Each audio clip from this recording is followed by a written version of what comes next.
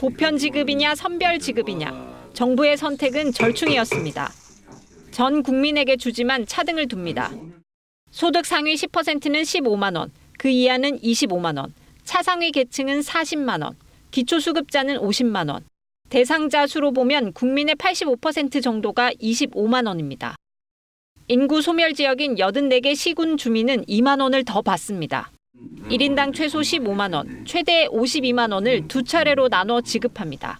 이번에는 그 두 가지를 적절히 배합을 해서 기재부나 관련 부처에서 이런 점들을 잘 고려해 주신 것 같습니다.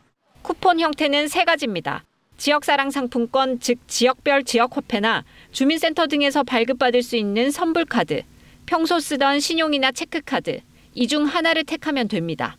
전통시장 소상공인 매장이면 대부분 사용할 수 있는데 유흥업소, 사행업종은 제외합니다.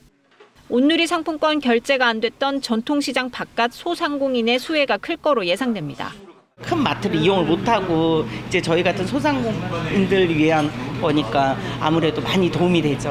엄청 기대하고 있어요. 소득이 같아도 가족 수에 따라 해당되는 구간이 달라질 수 있습니다. 코로나19 재난지원금 때처럼 건강보험료를 기본으로 하되 가족 수와 재산 등을 일부 반영해 상세 기준을 정할 예정입니다. 이 작업이 끝나야 지급 시작 시점도 정해집니다. 국회에서 추경안이 의결이 되면 늦어도 2주일 안에는 지급될 수 있도록 모든 방안을 강구하도록 하겠습니다. 추경안의 국회 통과 시점이 유동적이긴 하지만 이르면 7월 중 지급도 가능할 거로 보입니다. KBS 뉴스 김진아입니다. 코로나19 이전이었던 2019년 자영업자 대출 연체율은 0.79%, 지난해엔 1.67%, 배 이상까지 올랐습니다. 올해도 개선 기미는 없습니다.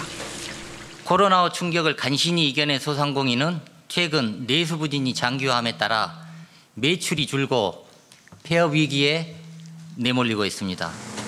예산 1조 4천억 원을 투입해 채무조정 3종 세트를 시행합니다. 첫째, 장기 연체 빚 소각. 7년 이상 밀린 5천만 원 이하 대출금을 탕감합니다. 개인 113만여 명이 못 갚은 빚 16조 원이 대상인데 채무조정기구인 배드뱅크를 새로 설치해 상환 능력에 따라 100% 탕감 또는 최대 80%까지 감면 둘 중 하나를 적용합니다. 저희 시스템에서 한 1~2% 정도 되어 있는 그분들의 재기를 지원한다. 연체 기간이 7년이 안 된 코로나 기간 채무엔 현행 새출발기금 적용 대상을 넓힙니다. 구제 결정이 나면 원금을 최대 90%까지 감면받을 수 있는데 이달까지 영업한 중위소득 60% 이하의 소상공인으로 요건을 완화합니다. 힘들어서 빚을 얻었는데 정부에서 갚아주면은 다시 이제 열심히 또 희망이 생기잖아요.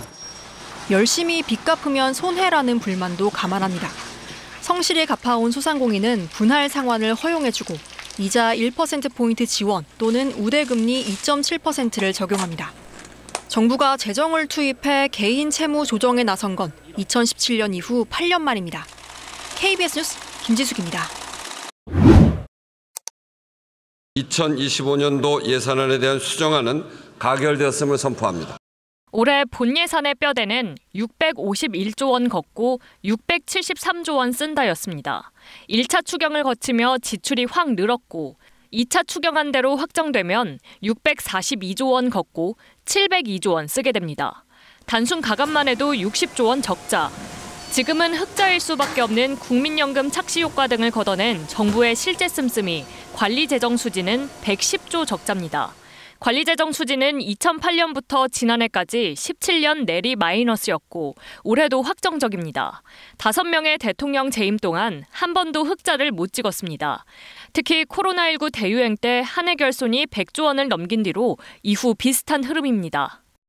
감세 정책이나 그다음에 경기가 좋지 않았던 문제, 그다음 대규모 세수 결손이 23년도, 24년도에 발생했었던 문제, 이런 것들이 복합적으로 원인이 되는 것 같아요. 불용 예산 회수, 기금 여윳돈 활용 등을 써보고 있지만 국채 발행도 피할 수 없습니다. 2차 추경을 위해 국채 20조 원가량을 더 찍기로 했고 누적 국채는 1,300조 원을 넘습니다. 국가 채무는 GDP의 49%까지 올라옵니다. 과거 사례 그리고 외국과의 비교를 해봤을 때 아직 위험한 수준은 아닌 걸로 판단이 되고요. 정부는 내년 예산안도 현재 편성 중입니다.